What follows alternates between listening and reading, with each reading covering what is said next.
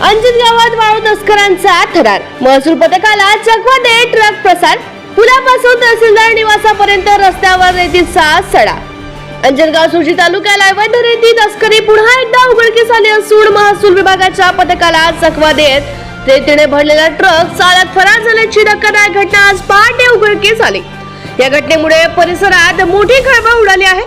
मिळालेल्या माहितीनुसार आज पहाटे सुमारे 5:30 वाजताच्या सुमारास परतवाडा येथून अंजनगावकडे येणारा संशयित रेती वाहतूक करणाऱ्या ट्रकला उत्सवनागा परिसरात महसूल विभागाच्या पथकाने थांबवण्याचा प्रयत्न केलाय.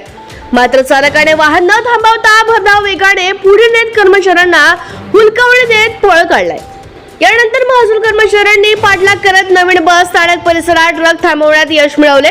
ग्राम महसूल अधिकारी श्याम खाटकर व त्यांच्या सहकाऱ्यांनी चालकाकडे रेती वाहतुकीचा परवाना मागितला असता समाधानकारक कागदपत्रे सादर करण्यात आली नाहीत. त्यामुळे ट्रक तहसील कार्यालयात लावण्याचे आदेश देण्यात आले. मात्र चालकाने तहसील कार्यालयात वाहन लावतो असे सांगून पुन्हा ट्रक पुढे काढला.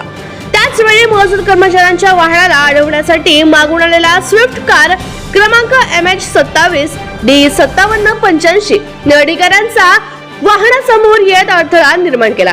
याच संधीचा फायदा घेत ट्रकच्या मागील फलक उघडण्यास आले आणि शहाणूर नदी पुलापासून ते तहसीलदारांच्या निवासस्थानापर्यंत रस्त्यावर मोठ्या प्रमाणात रेती सांडण्यात आली. त्यामुळे संपूर्ण मार्गावर रेतीचा सडा पडून अपघाताचा धोका निर्माण झाला. त्यानंतर चालक ट्रक घेऊन तहसील कार्यालयात न जाता अकोट मार्गे पसार झाला. घटनेनंतर महसूल विभागाने तात्काळ JCBच्या साहाय्याने रस्त्यावरील सांडलेली रेती हटवून पंचनामा केलाय. संशयित नाव ट्रक चालक अविनाश जाधव तसेच स्विफ्ट कार मधील प्रज्वल मातणकर व यश राजगुरे यांच्या विरोधात पोलीस तक्रार दाखल करण्याची प्रक्रिया सुरू असल्याची माहिती ग्राम महसूल अधिकारी यांच्याकडून देण्यात आली. सदरची कार्यवाही ग्राम महसूल अधिकारी श्याम खाटकर, योगेश लंगडे, विनोद तायडे, हर्षल इंगोले, प्रशांत कुंडावर व अरुण अरबाळ यांनी केली. या दरम्यान रस्त्यावर सांडलेल्या रेतीमुळे काही काळ वाहतुकीचा खोळंबा झाला व घटना पाहण्यासाठी नागरिकांची गर्दी जमली होती.